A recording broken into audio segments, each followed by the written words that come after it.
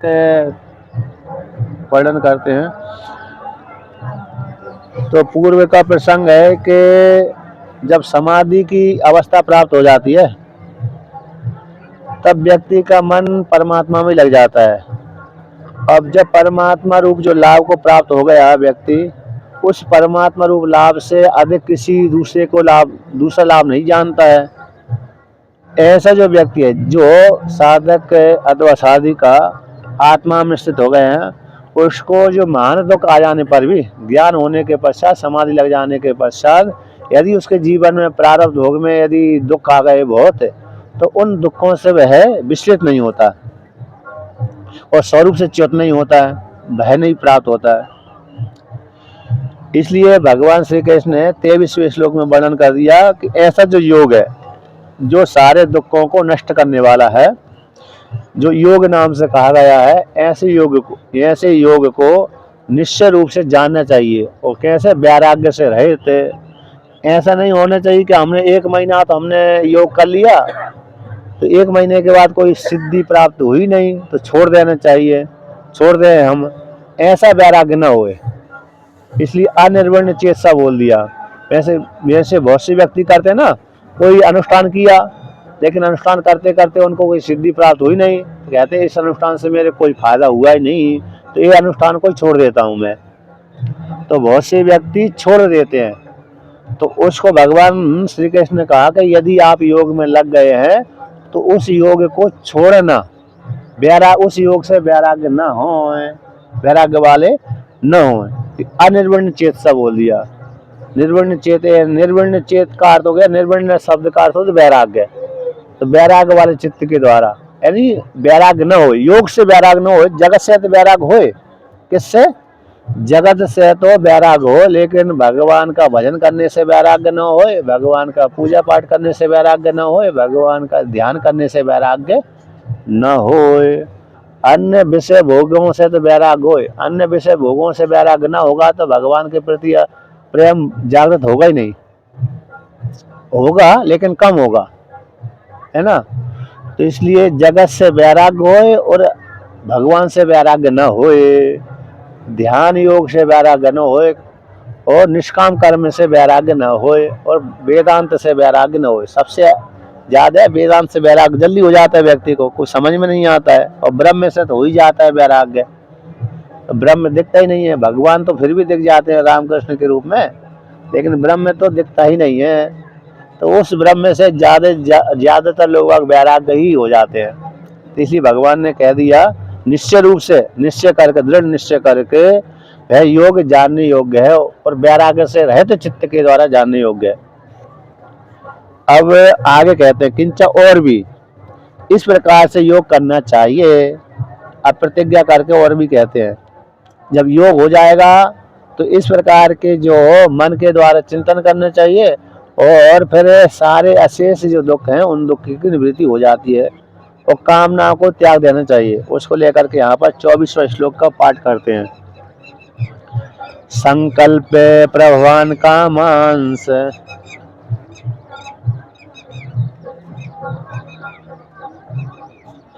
त्यक्त्वा सर्वान् शेषतः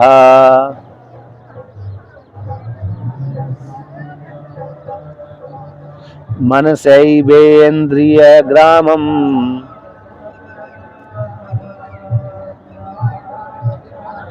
विनियम्य समन्ततः।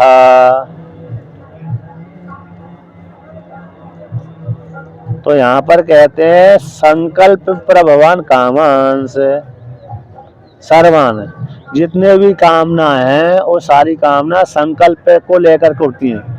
हमको किसी भी प्रकार की जो कामना होती है उसका संकल्प हो जाता है, वस्तु को देख करके संकल्प हो जाता है। यद्यपि मन में संस्कार रहते हैं, क्योंकि व्यक्ति का एक ही जन्म तो हुआ नहीं है। यदि एक ही जन्म होता तो थोड़े से संस्कार पड़ते। अनंत काल से जन्म लेके आ रहा है व्यक्ति, तो अनंत काल से जन्म लेके आ रहा है व्यक्ति, तो फिर अनंत जन्मों के संस्कार बने हुए हैं। तो संस्कार विषय वस्तु को देख करके जागृत हो जाते हैं। जैसे हमने बाजार में गए ना, तो बहुत प्रकार की वस्तु हमको दिख जाती हैं, तो उन वस्तुओं को देख करके हमारे मन में इच्छा हो जाती है कि भाई हम इन वस्तुओं को ग्रहण करें, खरीदें, अपने पास में रख लें, इस प्रकार से। तो वो कहते हैं संकल्प प्रवहन कामन। तो संकल्पों से उत्पन्न हुए कामना, उन कामना को, सारी कामना को अशेषतः त्यक्त्वा, संपूर्ण कामना को त्याग कर दे। त्याग करके कहते हैं मनसा एव इंद्रिय ग्रामम। तो मन के द्वारा जो इंद्रिय समुदाय, ग्राम बोलते हैं समुदाय को, तो इंद्रिय ग्राम में इंद्रिय समुदाय को मन के द्वारा है रोक करके, उसी समन्ततः उसी प्रकार से मन के द्वारा, क्योंकि मन के द्वारा नहीं रोकेंगे तो इंद्रिय हैं फिर मन को भी खींच के ले जाएंगी। कहाँ ले जाएंगी? विषय की ओर धावन करा देंगी। जैसे चक्षु इंद्रिय रूप देख रही है, तो रूप देख रही है, तो यदि मन के द्वारा चक्षु इंद्रिय को रूप नहीं देखेंगे तो वो साधक और साधिका का रूप में ही आसक्ति हो जाएगी। इसलिए वहाँ पर दोष दृष्टि देख करके, कहाँ पर? रूप में दोष दृष्टि देख करके मन के द्वारा उस इंद्रिय को हटा दिया जाए वहाँ से कि ये रूप ठीक नहीं है, अर्थात मेरे लिए हानिकारक है ये रूप है। विशेष रूप से साधक साधिका के लिए है और सामान्य लोगों के लिए भी है, और विशेष रूप से साधक साधिका के ऊपर ज़्यादा असर करता है ना। और बाकी सामान्य व्यक्ति के ऊपर असर तो करता है, लेकिन उसका तो उसी प्रकार का जीवन है, इसलिए ज़्यादा उसको वो समझ में नहीं आता। लेकिन साधक साधिका का जीवन उस प्रकार से हटा हुआ है दूर से तरफ से, इसलिए उसको रूप का दर्शन करता है तो फिर जल्दी वो होता है कि ये सुंदर रूप है या सुंदर रूप है। इसलिए वहाँ पर ये वर्णन कर दिया है कि चक्षु इंद्रियों को, ज्ञान इंद्रियों को, कर्म इंद्रियों को मन के द्वारा रोक ले। तो रोक लेगा तो क्या हो जाएगा? फिर वो व्यक्ति इसमें लगाएगा, मन के द्वारा इंद्रियों को रोक लिया, फिर मन क्या करे? मन उन इंद्रियों के माध्यम से ईश्वर का ध्यान चिंतन करे। यदि जप कर रहा है तो जप करे, यदि जप नहीं कर रहा है तो अरे ध्यान करे, और ध्यान नहीं कर रहा है तो अरे भगवान का पूजा पाठ आदि करे, इस प्रकार से।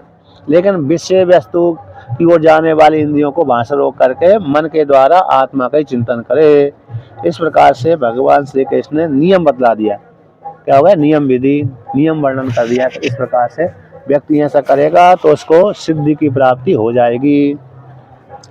अब भगवान भास्कर इसका व्याख्यान करते हैं। संकल्प, अच्छा, कामना भी जो ईष्णा होती है ना, कामना होती है ना, 3 प्रकार की होती है। पुत्रेष्णा, वित्तेष्णा, लोकेष्णा, ये 3 प्रकार की ईष्णा होती हैं।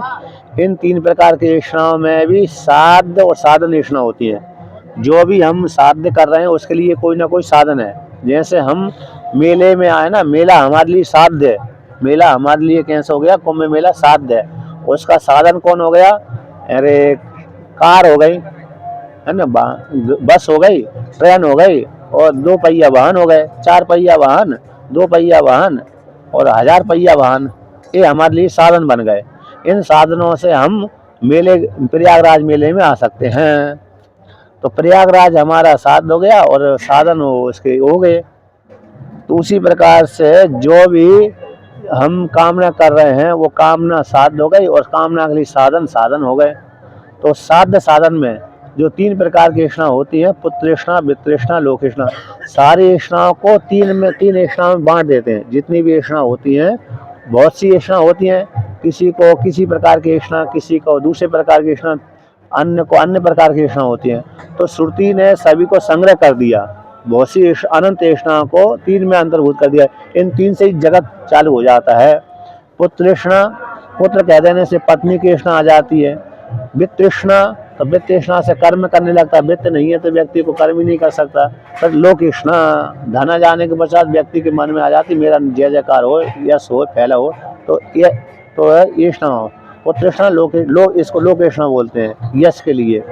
तो 3 ईष्णा में पूरा जगत हो जाता है। तो 3 ईष्णाओं को त्याग करके उन्हीं 3 ईष्णाओं को 2 में अंतर्भूत कर दिया। साधन ईष्णा, साधन ईष्णा, ये बृहदारण्यक उपनिषद में आता है।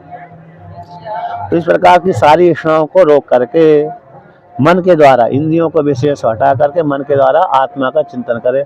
यदि मन को इंद्रियों विशेष से हटा दिया और मन के द्वारा आत्मा का चिंतन नहीं किया तो मन पुनः विषयों में चला जाएगा। इसलिए इसलिए भी भगवान कहते हैं सारी इच्छाओं को त्याग करके मन के द्वारा इंद्रियों को रोक करके उस मन के द्वारा आत्मा का चिंतन करे। अब भगवान भास्कर कहते हैं कि संकल्प प्रवहन, यानी संकल्प प्रभवो येषाम कामानाम ते संकल्प प्रवाहास कामास। संकल्प प्रवाह संकल्प से उत्पत्ति होती है जिनकी, संकल्प पूर्वक ही जिन कामनाओं की उत्पत्ति होती है वे संकल्प प्रभाव वाले काम कहलाते हैं। प्रभवा शब्द का अर्थ होता है उत्पत्ति, पैदा होना। हमने किसी वस्तु का संकल्प किया कामना को लेकर के, कामना है विषय को देखा, विषय को देख करके हमारे मन में इच्छा हो जाती है ये विषय मेरे पास में होता तो कितना अच्छा होता, है ना। बाजार में गए तो उस बहुत से प्रकार की विषय देख लेते हैं हम, उस विषय को देख करके हमारे मन में होती तो इच्छा हो जाती है कि ये विषय मेरे पास होता तो कितना सुख मेरे को प्राप्त होता। ऐसे गाड़ी को लेकर के देख लो, कार को लेकर के देख लो, अन्य मोबाइल आदि को लेकर के देख लो कि ऐसा मोबाइल मेरे पास में होता, ऐसी कार मेरे पास में होती, ऐसी दो पहिया वाहन मेरे पास में होता तो कितना मेरे को सुख की प्राप्ति होती। तो इस प्रकार से तो व्यक्ति को मन में वो विषय को देख करके संकल्प उत्पन्न होता है। तो जिन कामनाओं को उत्पत्ति संकल्प के द्वारा होती है वे कामना संकल्प प्रभाव वाले कहलाते हैं। तान उन कामनाओं को, संकल्पों को, उन संकल्पों को त्यक्त्वा त्याग परित्यज्य करके, सर्वान सारे कामनाओं के संकल्पों को त्याग करके, अशेष है निर्लेप रूप से। मदाल शाह ने यही तो अपने पुत्र के लिए कहा है कि संकल्प सर्वात्मना हेय, संकल्प सभी प्रकार से त्याग करने के योग्य हैं। यदि संकल्प आप त्याग नहीं कर सकते हैं तो फिर अच्छे संकल्प करिए। अच्छे संकल्प कौन से अच्छे संकल्प हो गए कि ईश्वर की प्राप्ति के लिए संकल्प, ईश्वर की प्राप्ति के लिए संकल्प करिए, जगत की प्राप्ति के लिए संकल्प मत करिए। जगत की प्राप्ति तो अपने आप पहले से ही प्राप्त है, ईश्वर की प्राप्ति के लिए संकल्प आप करिए। ऐसा मदाल शाह ने अपने पुत्र अलर के लिए कहा था। संगा सर्वात्मना हेय इस वाक्य के द्वारा और संकल्प सर्वात्मना त्यज्य। संग सभी प्रकार से त्याग करने योग्य है और संकल्प भी सभी प्रकार से त्याग करने के योग्य है। यदि संग भी नहीं त्याग कर सकते तो अच्छे पुरुषों के साथ संग करना चाहिए, साधु जनों के साथ संग करना चाहिए, ऐसा कहा। और संकल्प भी यदि त्याग नहीं कर सकते हैं तो शुद्ध संकल्प करिए, परमात्मा की प्राप्ति के लिए संकल्प करिए। ऐसा भगवान, ऐसा मदाल शाह ने अपने पुत्र अलर के लिए कहा था। तो ऐसा सर्व अशेष आते हैं, अशेष तो है निर्लेप रूप से सारी कामनाओं को त्याग करके, संकल्पों को त्याग करके त्याग कर दे। किंचा पर त्याग करके क्या करे तो यहाँ पर वर्णन करते हैं किंचा और भी, क्योंकि न जातु तिष्ठत कर्म कृत, मन के द्वारा सारी कामनाओं को त्याग कर दिया तो फिर मन ठहर नहीं सकता है, कुछ न कुछ करेगा। तो उस मन के द्वारा फिर आत्मा का चिंतन करे। किंचा मनसा एव विवेक युक्तेन इंद्रिय ग्रामम इंद्रिय समुदायम विनियम्य नियमनम कृत्वा समन्तता समन्तात। कहते हैं मन के द्वारा ही, कौन से मन के द्वारा, विवेक युक्त मन के द्वारा, ज्ञान युक्त मन के द्वारा। व्यक्ति मन के द्वारा ही, ज्ञान युक्त मन के द्वारा ही इंद्रियों को रोक लेता है। यदि मन में कोई ज्ञान नहीं है, अंतःकरण में ज्ञान नहीं है तो फिर रोक नहीं पाता। हित और अहित का ज्ञान नहीं है मन में, व्यक्ति के मन में हित का और अहित का ज्ञान नहीं है तो फिर व्यक्ति उस विषयों को, मन को रोक नहीं पाता, इंद्रियों को रोक नहीं पाता। तो व्यक्ति के मन में हित और अहित का ज्ञान होना चाहिए। तो इसलिए भगवान ने कह दिया, भगवान भास्कर कहते हैं विवेक युक्त मन के द्वारा इंद्रिय ग्रामम यानी इंद्रिय समुदाय को विनियम में नियमन करके सभी प्रकार से हटा ले। समन्तता का सभी प्रकार, चारों तरफ से मन को, मन के द्वारा इंद्रियों को हटा ले विषयों से और आत्मा का चिंतन करे। अब आगे कहते हैं कि किस प्रकार से धीरज से अब वर्णन करते हैं। एक जो उत्तम अधिकारी होता है तो वो शीघ्र हटा लेता है, किंतु व्यक्ति जो उत्तम अधिकारी नहीं है, मध्यम अधिकारी है, उसको कहता है बहुत दिनों तक तो मैंने रोक लिया, तो फिर व्यक्ति को वैराग हो जाता है। तो भगवान उसको सावधान करते हैं, सचेत करते हैं कि भाई इस प्रकार से आप धीरज से साधना करो तो आपको क्या हो जाएगी, उस प्रकार की सिद्धि प्राप्त हो जाएगी। यानी डरो मत, भयभीत मत हो, अर्थात ये मत सोचो कि हमने जो इतना अनुष्ठान किया व्यर्थ चला गया, हमसे कुछ हो ही नहीं रहा है, ये मन में ना आए। हाँ, हम करते ही रहेंगे, और धीरे धीरे से आज नहीं हुआ तो कल, कल नहीं तो परसों, है ना। एक महीना नहीं हुआ तो दूसरे महीना, दूसरे महीना में नहीं तो तीसरे महीना, एक साल में नहीं हुआ तो दूसरे साल में, तो धीरे धीरे से करते रहिए। तो यहाँ पर उसको लेकर के सावधान करते हैं और विधि करते हैं। इस प्रकार से व्यक्ति विधि के माध्यम से, नियमन के माध्यम से मन को इंद्रियों से हटा ले, इंद्रियों को विषयों से हटा ले, और मन के द्वारा आत्मा का चिंतन करे धीरे धीरे से। जैसे उदाहरण है, पर्वत पर व्यक्ति चढ़ता है और उतरता है, तो धीरे धीरे से ही चढ़ता है, धीरे धीरे से उतरता है। यदि जोर से चढ़ेगा तो श्वास फूलने लगेगी, इसलिए धीरे धीरे से चढ़ता है, और जोर से उतरेगा तो उसका शरीर का वो नहीं बनेगा तो गिर जाएगा। जैसे पत्थर ऊपर से फेंकेंगे तो भार होते तीव्र गति होती होते होते इतनी तीव्र दौड़ता है पत्थर ऊपर से नीचे की ओर, तो उसको रोकना बड़ा कठिन हो जाता है। इसलिए व्यक्ति धीरे धीरे से पर्वत से भी उतरता है और धीरे धीरे से पर्वत के ऊपर चढ़ता है। उसी प्रकार से यहाँ पर भी उसी को दृष्टांत बनाकर यहाँ पर कहते हैं कि योग से डरे ना। इस प्रकार से योग करते करते करते सिद्धि को प्राप्त हो जाएगा। तो कहते हैं 25वां श्लोक का पाठ करते हैं। शनैः शनैरुपैरमेद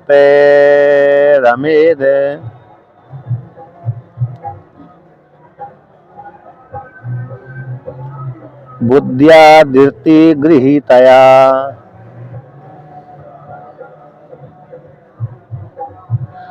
आत्मसंस्थं मनः कृत्वा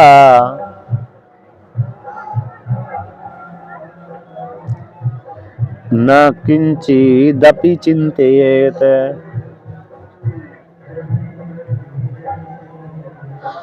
ये भगवान श्री कृष्ण ने अर्जुन से कहा कि हे अर्जुन, इस प्रकार से तुम चिंतन करो। विधि वाक्य हो गया, चिंतेत, ये विधि वाक्य हो गया कि शनैः शनैः उपरमेद, धीरे धीरे से। व्यक्ति एक जल्दी तो विषयों को नहीं त्याग सकता, धीरे धीरे से त्याग करता है। जैसे शुगर वाला व्यक्ति धीरे धीरे से, अरे शुगर उसको मालूम पड़ गई कि शुगर मेरे हो गई, तो फिर क्या कर देता है, शक्कर को त्याग कर देता है, मीठा को त्याग कर देता है। फिर भी कभी कभी गोली खा करके मीठा तो खा ही लेता है ना। बहुत से जो लोग है ना जिनको मीठे की आदत है और शुगर उनको हो गई है, तो कहते हैं कहाँ तक त्याग करें, तो गोली खा लेते हैं, और गोली खाकर फिर भी मीठा खा लेते हैं। लेकिन जिनको ज़्यादा भय लगा रहता है फिर मीठा का त्याग कर देते हैं। और जिनको भय नहीं है, इनको मालूम नहीं कि शुगर नहीं है मेरे, तो खाते रहते हैं। तो यहाँ पर कहते हैं कि जैसे धीरे धीरे से शनैः यानी शनैः शनैः उपरमेद, उपराम को प्राप्त होए। और कैसे होए, बुद्धि के द्वारा सारी इंद्रियों को विषयों से हटा ले, धीरे धीरे से हटा ले। और धैर्य पूर्वक धृति गृहीतया, धैर्य पूर्वक धारण करे, धैर्य पूर्वक इस प्रकार से युक्त होकर के उपराम को प्राप्त हो, जगत से उपराम को प्राप्त हो जाए। इंद्रियों को विषयों से हटा ले, मन के द्वारा इंद्रियों को रोक करके, और मन के द्वारा इन विषयों से इंद्रियों को हटा ले, वैराग्य की भावना से होकर के विवेक युक्त बुद्धि के माध्यम से। और धैर्य पूर्वक है, कैसे, धृति गृहीतया का धैर्य पूर्वक युक्ति, धैर्य से, धैर्य युक्ति से, धैर्य के द्वारा ऐसी बुद्धि से, धैर्य युक्त बुद्धि के माध्यम से जगत से उपराम को प्राप्त हो जाए। और जगत से उपराम को प्राप्त हो गया, आप साधक अब क्या करेगा, क्योंकि मन न जातो तिष्ठत कर्म कृत, मन एक क्षण किए बिना नहीं ठहरता है। तो भगवान कहते हैं आत्मसंस्थम मनः कृत्वा, उस मन को कहाँ लगा ले, अंतःकरण को कहाँ लगा ले, कहते आत्मा में स्थित कर दे। अर्थात आत्मा में स्थित करना मतलब मैं ब्रह्म हूँ, ये आत्मा में स्थित हो गया। आत्मा का चिंतन करे, जगत का चिंतन न करे। मैं निर्विशेष पर ब्रह्म परमात्मा हूँ, है ना। मैं, और ध्यान करेगा तो ज्योति का ध्यान करता रहे, चिंतन करे तो आत्मा का चिंतन करता रहे। मैं ब्रह्म हूँ, मैं स्त्री नहीं हूँ, मैं पुरुष नहीं हूँ, मैं निर्विशेष पर ब्रह्म परमात्मा हूँ। इस प्रकार के आत्मा में स्थित कर दे, और ध्यान ज्योति का ध्यान करता रहे, चाहे इसमें करता रहे, सहस्रार्थ में करता रहे, चाहे आज्ञा चक्र में करता रहे, चाहे अरे अनाहत चक्र में यानी हृदय में करता रहे। तो आत्मा में मन को लगा दे, आत्म संस्तम, आत्मनि संस्तम मन कृत्वा, आत्मा में मन को लगा करके, न किंचित अपि चिंतेत, विधि वाक्य चिंतेत, ये विधि वाक्य, दूसरी प्रकार की चिंतन करे ही न, आत्मा का ही चिंतन करे, यानी हम ब्रह्मास्मि। जैसे हम भजन करते हैं ना राम का, कृष्ण का, शिव जी का, विष्णु भगवान का, तो एक का भजन करें, 10 का भजन ना करें। किसका? 10 का भजन ना करें, एक का ही भजन करें। तो एक का भजन करते करते करते करते एक में ही मन केंद्रित हो जाता है। 10 मंत्रों का जाप ना करें, एक ही मंत्र को पकड़ कर रहे। वो छोटा पकड़ कर रहे तो बहुत अच्छा है, बड़ा तो खतरनाक होता है। बड़ा मंत्र वृत्ति नहीं बन पाती, छोटे मंत्र में वृत्ति अच्छी बनती है। तो छोटे मंत्र को पकड़ ले, किसी भी मंत्र को पकड़ ले जिसमें ज़्यादा श्रद्धा होए, जिस मंत्र में, उसी मंत्र का जाप करता रहे, उसी से पर अंतःकरण शुद्ध हो जाता है। तो आत्मा में मन को लगा करके उस मंत्र के द्वारा किसी दूसरे विषय का चिंतन न करे, बल्कि आत्मा का चिंतन करे, हम ब्रह्मास्मि। इस प्रकार से ऐसा भगवान श्री कृष्ण ने अर्जुन से कहा। अब इसी को ही भगवान भास्कर व्याख्यान करते हैं। तो वर्णन करते हैं कि क्या करते हैं, शनैः शनैर् न सहसा उपरमेत उपरतिम कुर्यात्, धीरव धीरव से उपराम को प्राप्त होए, धीरव धीरव से उपराम को प्राप्त होए, एकाएक ही न होए। एकाएक ही व्यक्ति को उपराम को प्राप्त होता है तो विचलित हो जाता है। धीरव धीरव से विषय का त्याग करता रहे, वैराग की भावना करता रहे, तो वैराग की भावना से तो करके विषयों से उपराम को प्राप्त हो जाए, जगत से भी उपराम को प्राप्त हो जाए, विषयों से भी उपराम को प्राप्त हो जाए। एक बार मैं बद्रीनाथ में था, तो एक गुफा में रहता था एक स्वामी जी के साथ। तो वहाँ पर ऊपर पहाड़ पे घूमने गया मैं, तो एक पत्थर मेरे को देखा, मैंने सोची गुफा पर ले जाता हूँ। तो पत्थर लाया, धीरे धीरे से लाया, मैंने कही इसको ढड़का देते हैं। 1-2 बार ढड़काया तो थोड़ी जल्दी झड़कने लगा जोर से, तो मैंने पलटा देता था, अरे जल्द दूर ना भागे। तो एक बार ऐसा ढड़काया तो इतनी तीव्र गति उसकी हो गई, तो मैं रोक ही नहीं पाया, और नहीं रोक पाया तो कुटिया के पास होकर के नीचे, पहाड़ के नीचे 1 किलोमीटर जाकर के गिरा। तो गिरा तो फिर मैंने देखा कि ये तो मेरे के लिए, मेरे ऊपर ही खतरा आ गया था। वो तो नीचे कोई नहीं रहा और कुटिया के ऊपर भी नहीं गिर पाया। कुटिया के ऊपर यदि वो पत्थर गिर जाता तो कुटिया को तोड़ देता। मैंने भावना तो अच्छी करी थी, कुटिया के पास में ले आऊँ, उस पर स्नान आदि बर्तन आदि रखने के लिए, लेकिन समस्या उल्टा ही हो गई। वो तो पहाड़ से ऊपर सब कोई पत्थर पड़ेंगे तो बहुत, यदि रोक नहीं पाए तो तीव्र गति हो जाती है। तो यहाँ पर कहते हैं सहसा उपराम को ना प्राप्त, धीरव धीरव से, शनैः शनैः। तो किस बुद्धि के द्वारा, कहते काया बुद्धिया, किस बुद्धि से युक्त होकर के उपराम को प्राप्त हो, शनैः शनैः। भर्तृहरि का एक श्लोक है, शनैः पंतः शनैः कंता शनैः पर्वत लंघनम, शनैर्भुक्ति शनैर्मुक्ति शनैः विद्या शनैः धनम। शनैः कंता, अरे कतरी को जो माता सीती ना, कतरी को बैठने के लिए, सोने के लिए, तो धीरे धीरे से सीना चाहिए। यदि रजाई गद्दा यानी कतरी बोलते हैं, शनैः कंता बोलते हैं। यदि धीरे धीरे से नहीं सोएंगे, कभी बातचीत कर रहे हैं और उसको धीरे धीरे से नहीं सिएंगे तो हाथ में सुई चली जाएगी।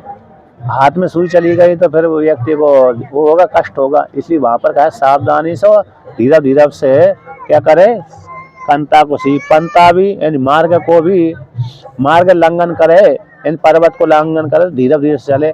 दौड़ कर चलेगा तो व्यक्ति जल्दी थक जाएगा तो बैठना पड़ेगा, सुस्ताना पड़ेगी। तो शनैः कंता शनैः पंता शनैः पर्वत लंघनम, पर्वत भी उसी प्रकार से धीरे धीरे से लंघन करे, रास्ते भी धीरे धीरे से चलता रहे, 1-2 चाल में। शनैः कंता शनैः पंता शनैः पर्वत लंघनम, शनैर्भुक्ति, भोगों को भी शनैः शनैः भोग करे, यानी कोई धन संपत्ति आ गए तो एकाएक ही ज्यादा न भोगे, नहीं तो व्यक्ति हजम नहीं कर पाता। भोगों को भी शनैः शनैः भोगे, शनैः कंता शनैः पंता शनैः पर्वत लंघनम, शनैर्भुक्ति शनैर्मुक्ति, मोक्ष के लिए भी धीरे धीरे से प्रयास करता रहे।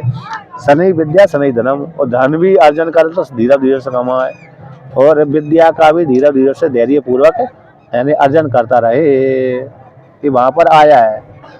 तो उसी प्रकार से यहाँ पर भी कहते हैं किस बुद्धि से शनैः शनैः करता रहे।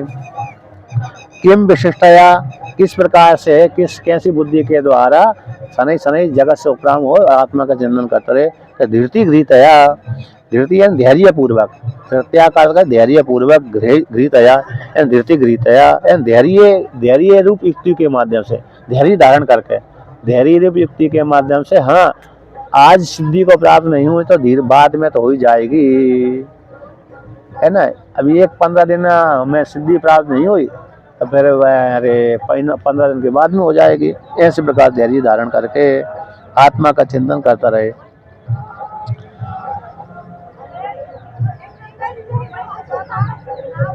अब आगे कहते हैं कि आत्म संस्थम, आत्मनि संस्थितम आत्म एव सर्वम न ततो अन्यत किंचिद अस्ति इति एवं आत्म संस्थम मनः कृत्वा न किंचिद अपि चिंतेत। यहाँ पर विधि वाक्य है कि इस प्रकार से कार्य करे। किस प्रकार से? आत्म संस्थम यानी आत्मा में ही संस्थम, आत्मनि संस्थम, आत्म संस्थम का अर्थ कर दिया आत्मा में स्थित कर दे, यानी आत्मा ही सर्वम, आत्मा में स्थित करना मतलब हो गया आत्मा ही सब कुछ है, उससे अन्यत कुछ दूसरी वस्तु है ही नहीं है। आत्मा को छोड़ करके कोई दूसरी वस्तु है ही नहीं है। जितना भी जगत प्रपंच देख रहा है वो आत्मा में ही कल्पित है।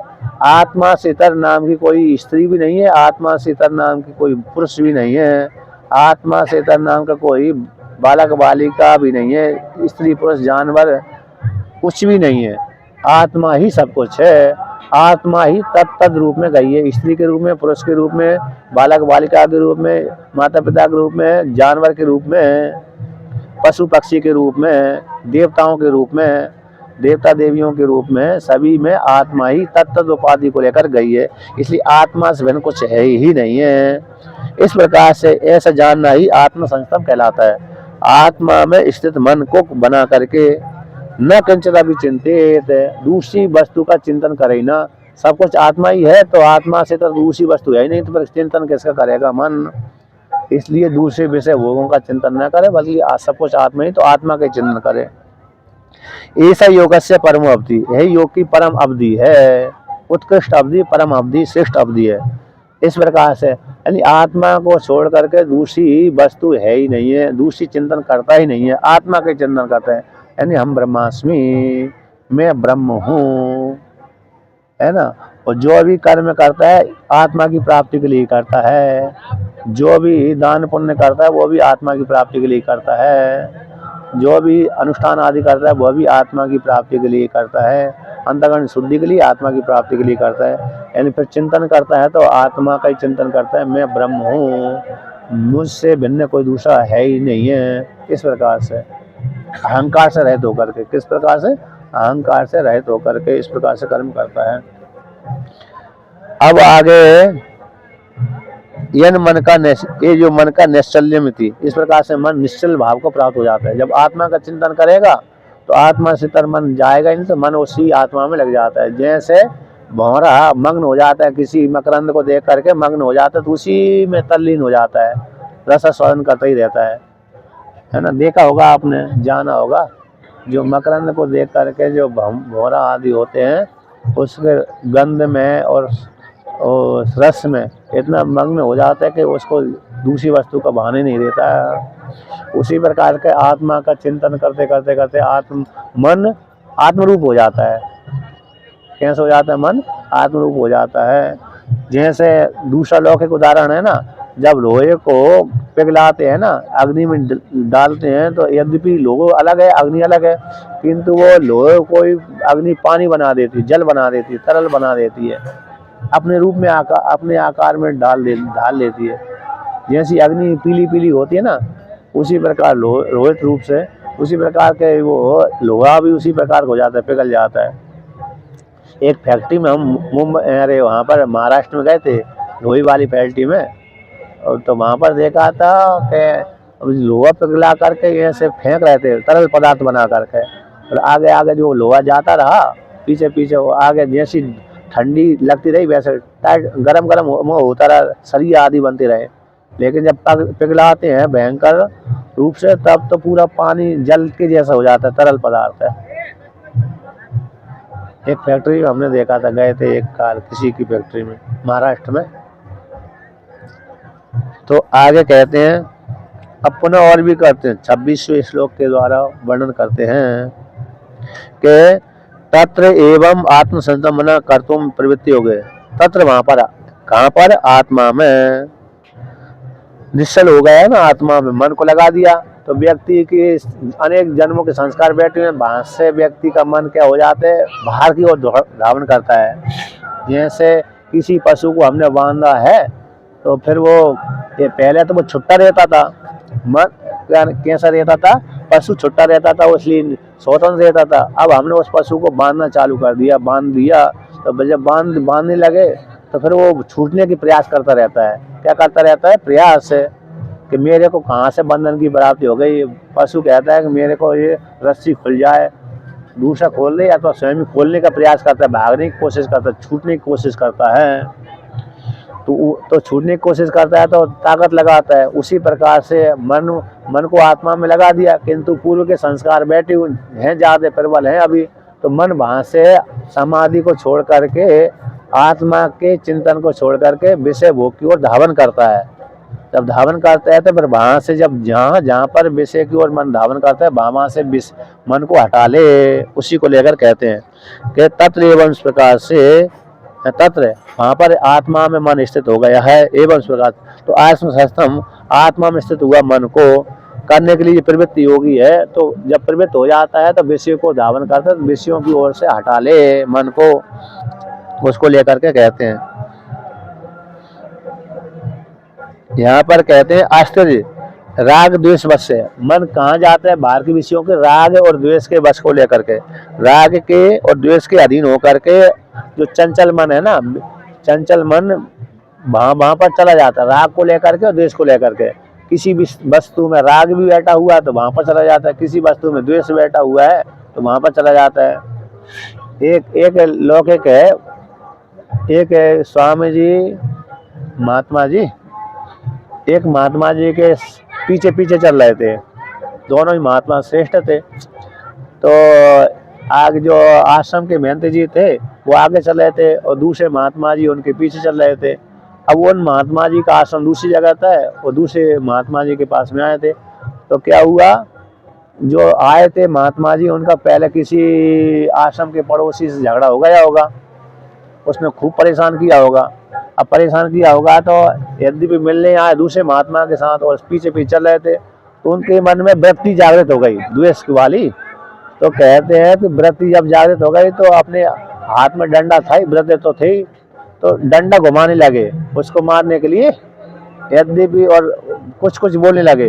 तो आगे वाले जो मेहंदी जी थे कि उन्होंने कहा, क्या कर रहे हो स्वामी जी, किसको मार रहे हो, किसके लिए बोल रहे हो, बड़बड़ कर रहे हो ऐसे। अरे क्या बता स्वामी जी, जहाँ मैं आश्रम में रहता था वहां पर मेरे परेशान कर दिया एक व्यक्ति ने, तो उसी के प्रति मेरी वृत्ति बन गई। तो व्यक्ति के द्वेष के कारण है ना, द्वेष के कारण वो मन वहां पर चला जाता है। राग के कारण तो जाता ही है, द्वेष के कारण भी जाता है। तो जहाँ पर मन चला गया राग द्वेष के कारण, राग स्वभाव से युक्त होकर के, तो भाव से मन को हटा ले, उसको लेकर के भगवान कहते हैं कि यतो निश्चरति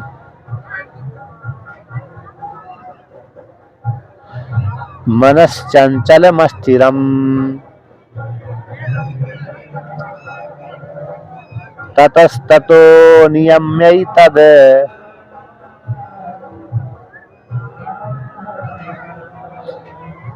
आत्मन्नेव वशं नयेत्।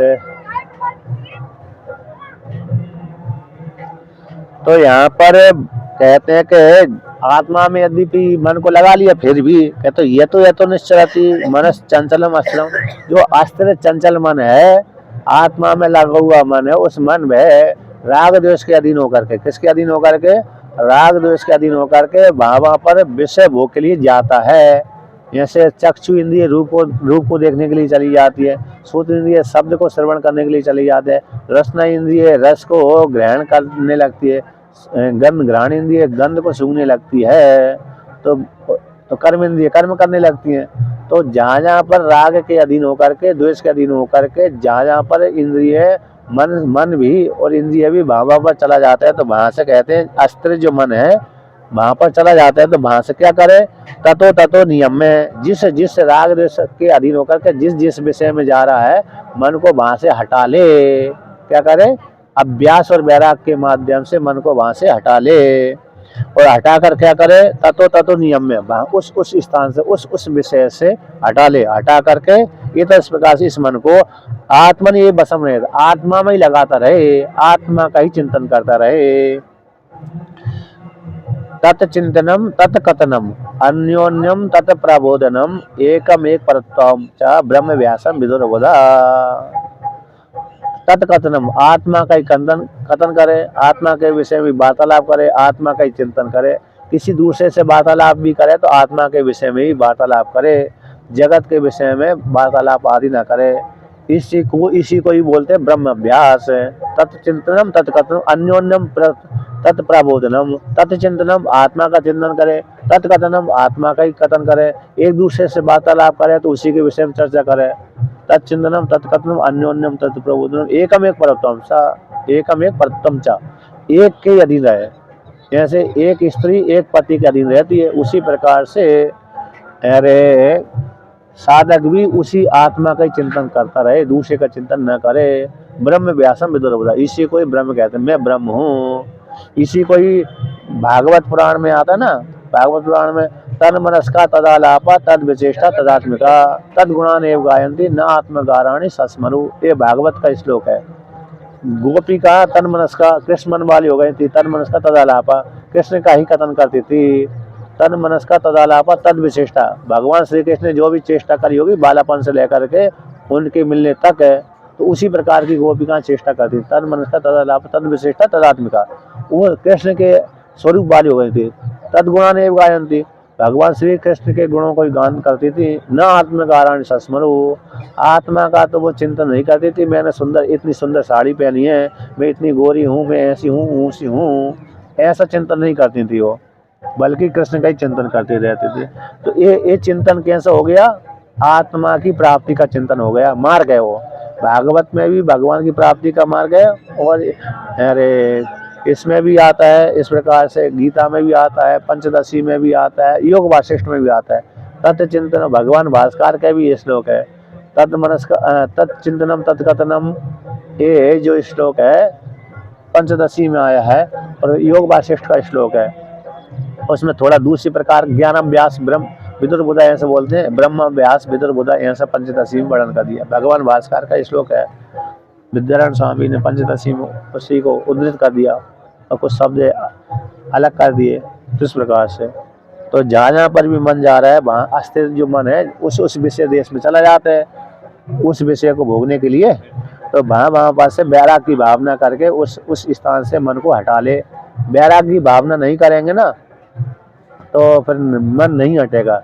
जन्म दुक्खम जरा दुक्खम जाया दुक्खम पुनः पुनः अंत काले महा दुक्खम तस्मात् जागरी जागरी, ये श्रुति कहती है। जन्म दुख का हेतु होती है और बुढ़ापा भी दुख का हेतु है। सबसे ज्यादा जन्म जिस काल में जन्म लेता है उस काल में व्यक्ति को दुख होता है, तो वो तो उस काल में समझ में आता है, जन्म लेता है उस काल में। बुढ़ापे में तो व्यक्ति को हर कोई समझ में आता है, ज्ञान रहता ना। लड़का लड़की जब कहना नहीं मानते तो बड़ा कष्ट होता है ना। लड़का और लड़की पोता पोती जिसके कहना नहीं मानते हैं उसको बड़ा कष्ट होता है, होता कि नहीं होता।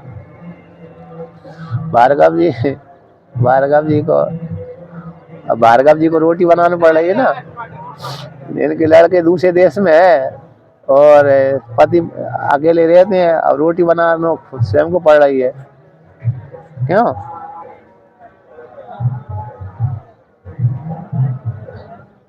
सुरती कहीं की है, उससे वो है, मतलब हकीकत बात है कि नहीं है।